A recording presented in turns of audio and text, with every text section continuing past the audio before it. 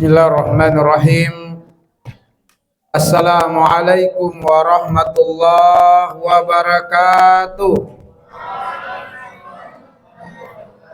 Alhamdulillahirabbil alamin. Wassalatu wassalamu ala asyrafil anbiya'i wal mursalin wa ala alihi wa sahabatihi ajma'in, amma ba'du. Ma'asyiral muslimin wal muslimat, jamaah salat sunnah tarwi dan witir di Masjid Az-Zura azanillahu wa iyyakum ajmain. Sebagaimana ayat yang kita dengarkan tadi dibacakan oleh imam kita, surat Al-Baqarah ayat 183. Ya ayyuhalladzina amanu kutiba alaikumusiyam kama kutiba alal ladzina min qablikum la'allakum tattaqun. Wahai orang-orang yang beriman, diwajibkan atas kalian berpuasa sebagaimana diwajibkan atas orang-orang sebelum kalian, la'allakum tattaqun, agar supaya kalian bertakwa. Mari kita renungi, mari kita tafakuri bagian akhir ayat. La'allakum tattaqun, agar supaya kalian bertakwa. Apa yang dimaksud dengan takwa? Takwa sebagaimana didefinisikan oleh para ulama, imtitsalul awamir wa jitinabul ma'asi. Melaksanakan perintah-perintah Allah dan meninggalkan larangan-larangan Allah.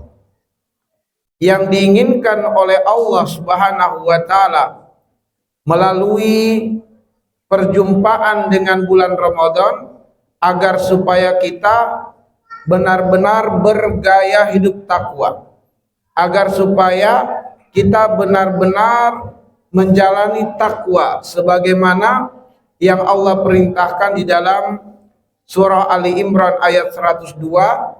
Ya ayyuhalladzina amanu taqullaha haqqa tuqatih. Bahwa takwa yang dimaui oleh Allah adalah takwa yang sebenar-benarnya takwa. Seperti apakah takwa yang sebenar-benarnya itu? Takwa yang sebenar-benarnya itu disebutkan oleh sahabat yang mulia Ali bin Abi Thalib radhiyallahu anhu. Ada 4 hakikat takwa, atau ada 4 ciri takwa yang sebenarnya. Yang pertama adalah al-khaufu bil jalil, takut kepada Allah yang maha tinggi.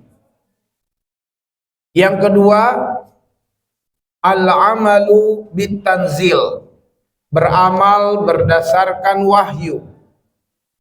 Yang ketiga, ar-ridha bil qalil, ridho dengan takdir Allah meskipun belum menyenangkan.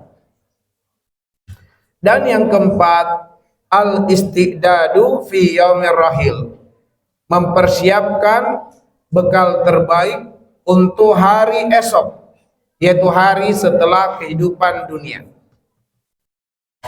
Yang pertama dari hakikat takwa adalah al-khaufu bil jalil, takut kepada Allah Subhanahu wa taala yang maha tinggi.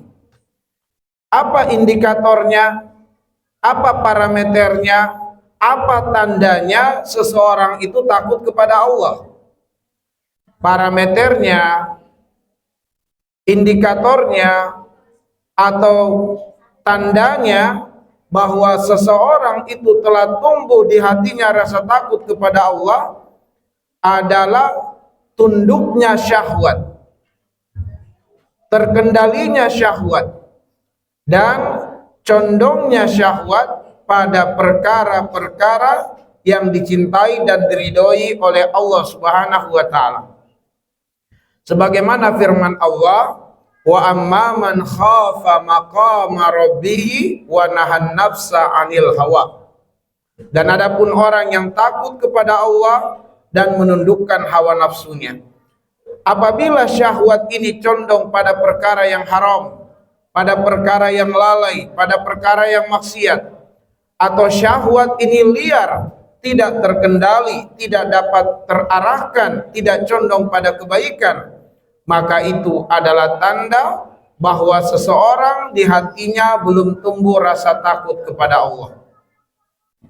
Kemudian al-amalu bitanzil, beramal berdasarkan wahyu, bahwa orang yang bertakwa itu dekat dengan ilmu, tidak akan jauh dari ilmu, sebab mereka yang mengenal Allah dan tunduk hatinya kepada Allah adalah orang-orang yang berilmu.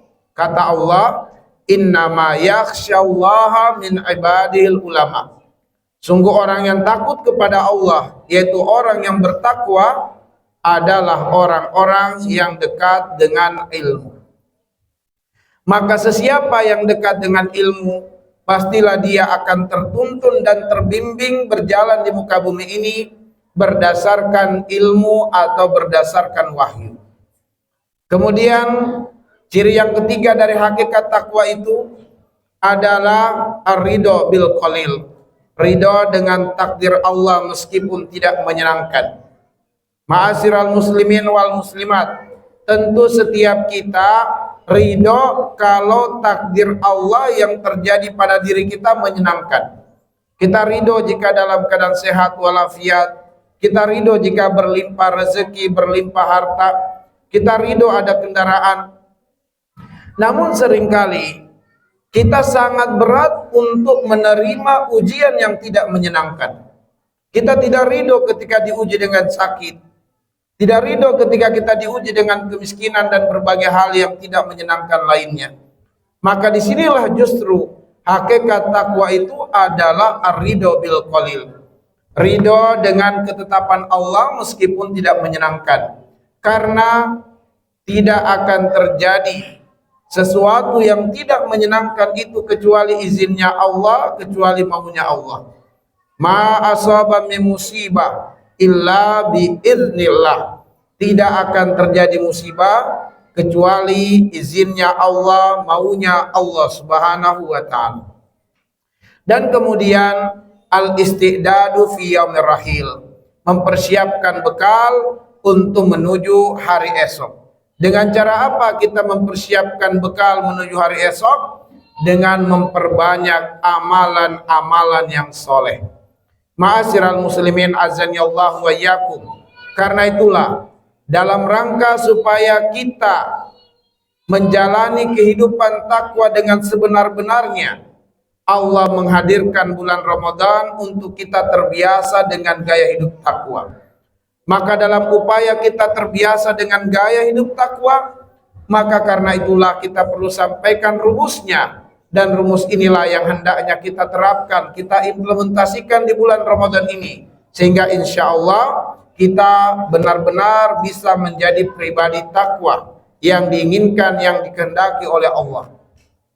Lalu bagaimana rumusnya untuk dapat bergaya hidup takwa supaya mudah diingat? Kita petakan aktivitas kita di bulan Ramadan ini berdasarkan 5 hukum dalam ilmu fikih.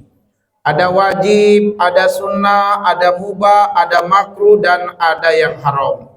Semua aktivitas, ucapan atau perbuatan yang kategori hukumnya adalah wajib, laksanakan dan sempurnakan pelaksanaannya. Sholat 5 waktu wajib, laksanakan, sempurnakan. Puasa di bulan Ramadan wajib, laksanakan dan sempurnakan.